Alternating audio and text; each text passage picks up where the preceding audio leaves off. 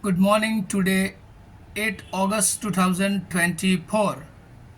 આજના wisdom of word of God morning ડિવોશનમાં ફરી એકવાર આપનું સ્વાગત કરીએ છીએ, આપનો આવકાર કરવામાં આવે છે.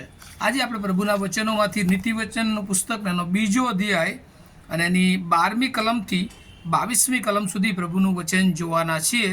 અને પ્રભુનું વચન એ આ પ્રમાણે કહે છે, પ્રોવર્બ્સ ચેપ્ટર 2 વર્સ 12 to 22.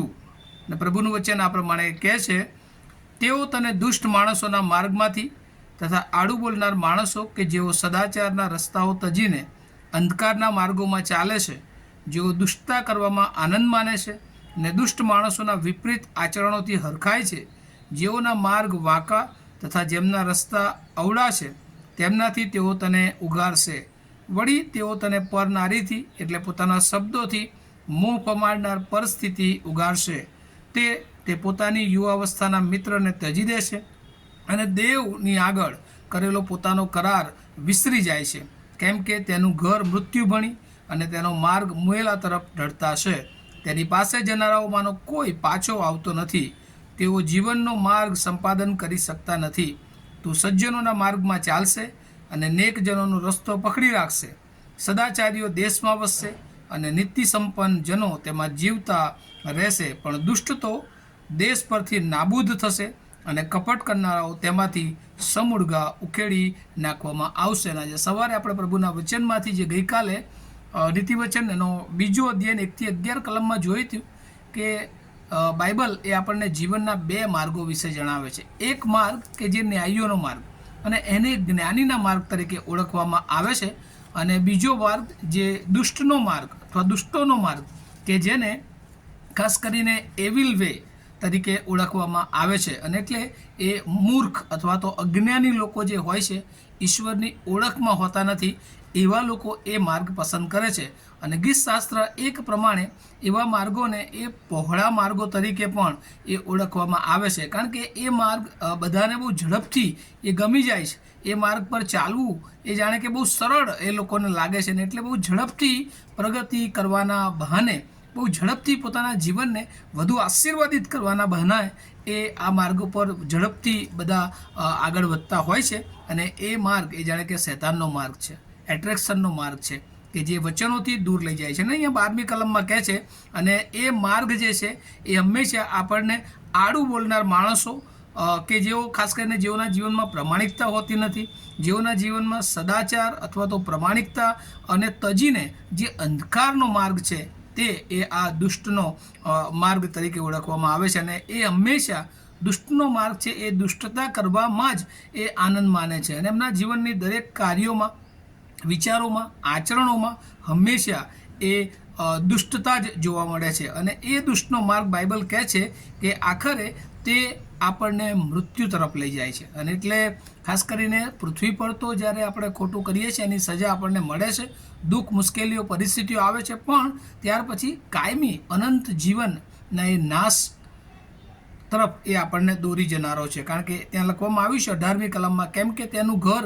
મૃત્યુ ભણી અને તેના માર્ગ મુએલા તરફ ઢળતા છે. ને એટલે એ માર્ગ જાણે કે આપણને ડિસ્ટ્રક્ટ કરનાર, નાશ કરનાર એ માર્ગ તરીકે ઓળખાય છે. પણ એ સાથે સાથે જ્યારે આપણે સજ્જનોના માર્ગમાં ચાલીએ છીએ, નીતિમાનોના માર્ગમાં ચાલીએ છીએ, ન્યાયના માર્ગમાં ચાલીએ છીએ, ત્યારે એ કાયમી એ દેવની સાથે એ સંબંધમાં જોડાયેલા રહેશે. અને કહે છે કે આ જે દુષ્ટનો માર્ગ છે એ દુષ્ટો એ હંમેશા એ નાબૂદ થનારા છે. કપટ કરનારાઓ તેમાંથી સમૂગળા એક સમય આવશે કે તેઓને ઉખેડી નાખવામાં આવશે. અને એટલે જે આપણે બાઇબલમાં ઘણી બધી બાબતો સાંભળીએ છીએ વચનોમાં, કે ઘણી બધી વાર જો આપણે એ માર્ગ ઉપર ચાલ્યા આવીશું તો અહીં તો બહુ સારું લાગશે.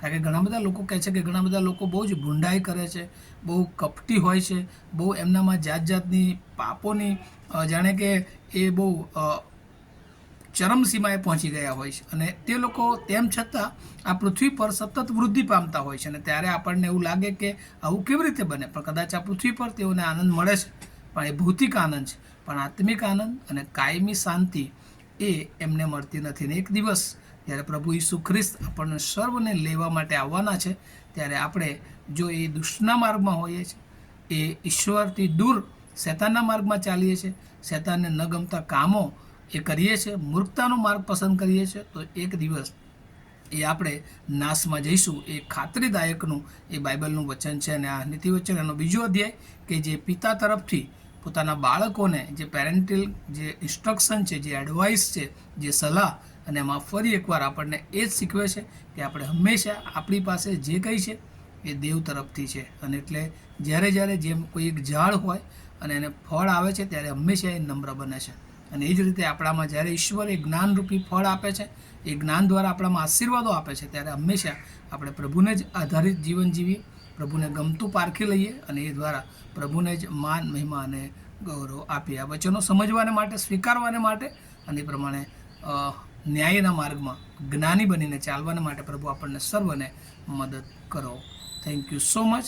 અને આજે બધાને have a nice day to all of you. આવો આપણે પ્રાર્થના કરીએ. અમારા જીવતા અને પ્રેમાળ ઈશ્વર, અમે તમારો બહુ આભાર માનતા સ્તુતિ કરીએ છીએ.